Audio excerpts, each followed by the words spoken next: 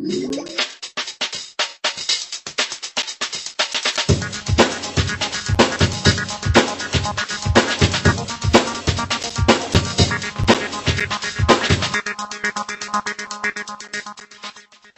Sims product as a whole and the franchise is really about player creativity. As I said, the ability for the player to tell a story and to create the environment that that story exists within.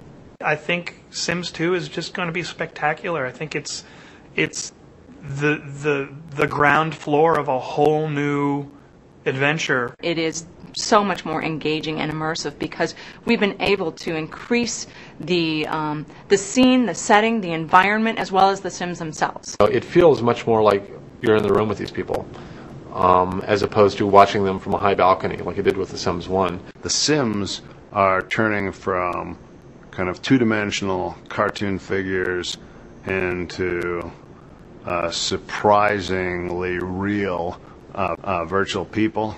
Where we've been spending most of our time and investing our effort is to really make them come alive.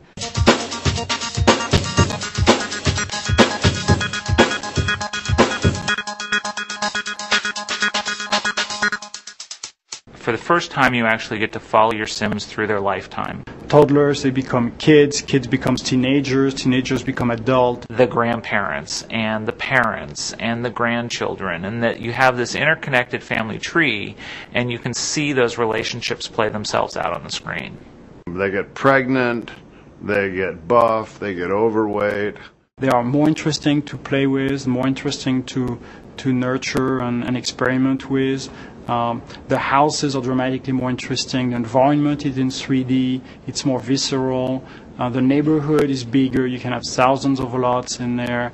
I don't want to say, oh, it's in 3D and that's why it's better, but it's amazing how much more connected players are going to feel to that world because you can zoom in and out of it and rotate around it, and it never disappears from the screen. You've always got that house that you've created and the characters that you've created, and you can look at them at any angle. The Sims have huge egos because they know that there's millions of people watching everything they do. Moki hokey.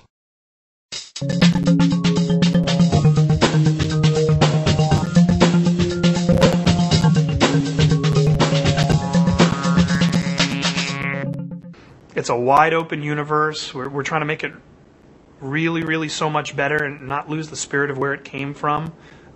We love this franchise. We want this franchise to go on and on and on. And we want everybody to keep loving it and keep having a great time and living their fantasies. You will have to experience it. I can make more mischief in The Sims 2 than I can make in real life, I think, but I haven't figured that out yet. Maybe it's a worthy ongoing experiment.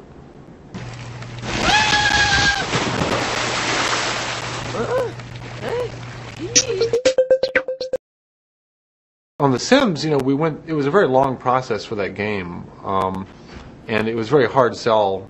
Initially, a lot of people didn't think again about taking out the trash and cleaning the toilet would be very fun.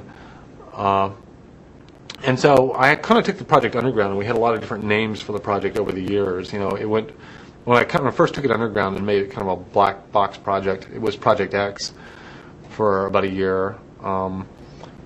Actually before that it was Dollhouse, which I originally, when I first thought of The Sims, I called it Dollhouse. And I found that term didn't go over very well with teenage boys. Not well at all, actually. So I stopped calling it that. I swore never to call it Dollhouse again. And then it went to Project X for many years. Then it went to Jefferson, which was kind of a code name. And it was based upon Thomas Jefferson's, life, liberty, and the pursuit of happiness, which was kind of the goal of the game. Then eventually it kind of reemerged, became The Sims and became kind of in a full production project, and everybody knew about it. But for many years it was kind of...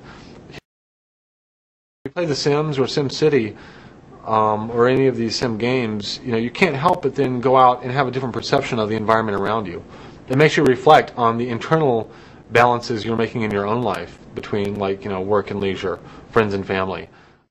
I know a lot of...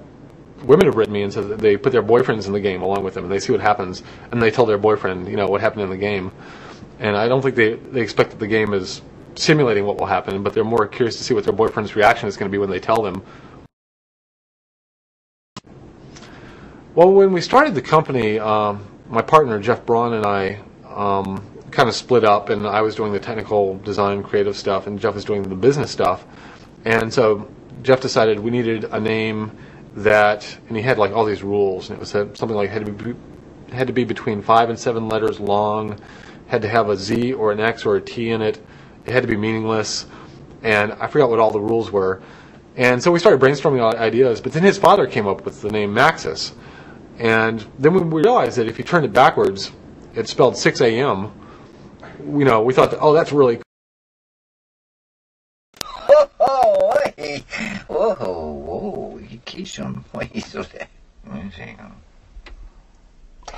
There, you could show the strain a little bit when you put them down nice again.